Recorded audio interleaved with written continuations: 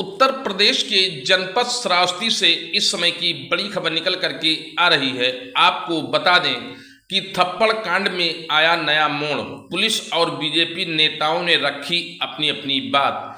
Police विभाग पर खड़े किए कई सवाल। एसपी श्रावस्ती घनश्याम चौरसिया ने कहा कि मामले की गंभीरता से की जा रही जांच, दोषियों के खिलाफ होगी कड़ी से कड़ी कार्रवाई, किसी को भी बख्शा नहीं जाएगा। वहीं इस थप्पड़ कांड मामले में बीजेपी नेता ने भी एक वीडियो जारी किया है, जो हम आपको इसी खबर के अंदर बीजेपी नेता ने क्या कहा इस बात को आप लोग जरूर सुनिए। और वहीं एसपी श्रावस्ती घनश्याम चौरसिया की भी बातों को आपको हम सुनाएंगे। इसी वीडियो के अंदर दोनों पुलिस विभाग और बीजेपी नेता ने जो अपनी अपनी बात रखी है, उस को हम आपको वीडियो के माध्यम से सुनाने जा रहे हैं। आप पूरी खबर को जरूर सुनें। वो माता सामने आ गई, मेरे बेटे ने गाड़ी रोक लिया, तभी दो स्कूटी सवार अज्ञात लोग हैं, उनको पहचानते नहीं थे, वो आए, शीशे ड्राइवर की शीशे पे मुक्का मारने लगे। बेटे ने कहा रुकिए, मैं समझ नहीं पाया क्या, तो गाड़ी का गेट खोल। जैसे ही बेटे ने हमारे गाड़ी का गेट खोला, कालर पकड़कर जमीन पर उठाकर पटक दिया और लात मुसा थप्पड़ से मारने लगे। और दूसरा आदमी जो सिपाही बैठा था, वो गेट को बंद करके हमको निकलने, तो हम अपनी साइड के गेट से निकल करके जब तक बीच भराव कर, तब तक एक सिपाही भी आ गया, वो वर्दी में था।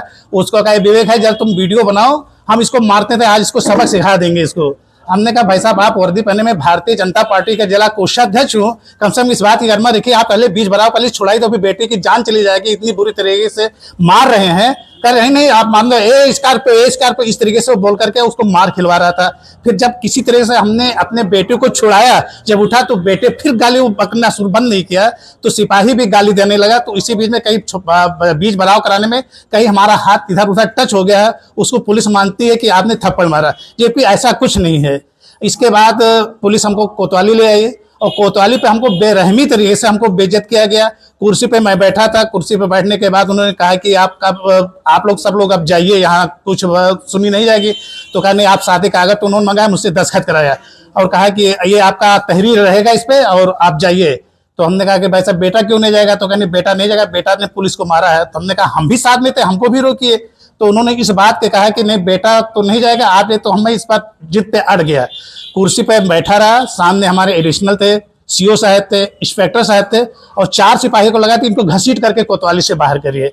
फिर मुझे बुरी बेइज्जती की तरह से मैं शर्ट को इन किया था, सारा कपड़ा वगैरह भी खुल गया और घसीट तो हमको कोतवाली से बाहर कर दिया गया। और ये सीओ साहब ने इतना कहा कि आपका बेटा मेरा बेटा, इसको कहीं कोई दिक्कत नहीं होगी भाई साहब, ये हमारे सुरक्षित रहेगा। लेकिन जब ये हुआ कि बेटा हमारे भोर में उसको इस तरीके से प्रताड़ना, लात घुसा, थप्पड़ से और कहा कि अपने पत्नी के लिए सफेद साड़ी मंगवा लो, तुमको तुम्हारी जान हम ले लेंगे अगर कहीं से जराज का पर्दा आउट किया। वैसे इस तरीके से बेटा आज भी बहुत ही आघात में है, मानसिक आघात में है, जो कि इसने खाया पिया नहीं 24 घंटे, तो अभी बहुत ही आघात में। अगर कोई घटना होती तो इसका पुलिस प्रशासन स्वयं जिम्मेदार होगा।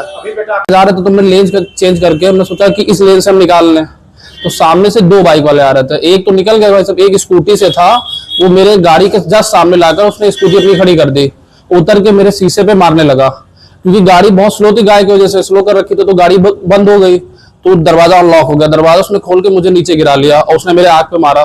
फिर थोड़ा लड़ाई झगड़ा होने लगा। वहां पे विवेक सिपाही खड़े हुए थे, उनसे मैंने जब लड़ाई थोड़ी रुकी तो मैंने उनसे कहा कि आप भाई साहब लड़ाई थोड़ा रुकवाइए। तो उन्होंने मुझसे और बोला कि ये स्कॉर्पियो वाले लड़ाई करो। फिर मुझसे गाली गलौज करने लगे। बाकी किसी ने सिपाही के ऊपर हाथ भाई साहब नहीं उठाया। उसी कोतवाली में गए, कोतवाली में ये कहा गया कि चलिए आपका लिखा जाएगा जो भी होगा। फिर कोतवाली में मुझे मतलब पहले तो उन्होंने कहा कि सबका जांच होगा कि किसी ने ड्रिंक तो नहीं कर रखा, पुलिस वाले का भी होगा, हम लोग का भी होगा। लगभग 11:30 बजे से ये चर्चा चालू हुई, लेकिन किसी का जांच उन्होंने नहीं कराया। विवेक को उन्होंने वहां से हटवा दिया, विवेक वहां से हट। पुलिस ने जब पिताजी 2 बजे वहां से, पिताजी और चाचा जो सब लोग थे वहां से 2 बजे उन्होंने हटा दिया सबको। फिर 3 बजे विवेक सिंह और 5 लोग और, विवेक सिंह और 4 लोग वर्दी में थे, एक बिना वर्दी के वहां आए। उन्होंने मुझसे काफी गाली गलौज, विवेक सिंह ने मुझे मारा भी और मुझे ये कहा कि अगर आपकी शादी हो गई हो तो आप अपने औरत को कह दीजिए कि सफेद साड़ी का इंतजाम कर ले, अब आप जिंदा नहीं बचेंगे। तब 3 बजे की सीसीटीवी कैमरा आप चेक करिए, रूम के बाहर कैमरा लगा हुआ है, आपको अंदर वो आते दिखेंगे। बाकी मेरे पास कोई गैजेट उस समय था नहीं जिस समय कुछ वीडियो या साक्ष्य बना सको। पुलिस आरा विवेक सिंह द्वारा गया और गाली गलौज छह लोगों द्वारा किया गया।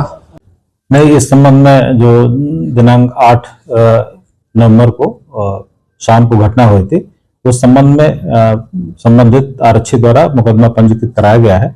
उस अभियोग के आधार पे जो पंजीकृत हुआ था उसमें एक व्यक्ति की गिरफ्तारी हुई है और एक अन्य जो वीडियो में दिख रहा है उसके संबंध में अन्य साक्ष्य संकलन कर रहे हैं। साक्ष्य के आधार पर अग्रिम कार्रवाई की जाएगी। वो घटना जो ईदगाह तिराहे की है, सरेआम 2 व्यक्तियों द्वारा एक व्यक्ति की पिटाई की जा रही थी।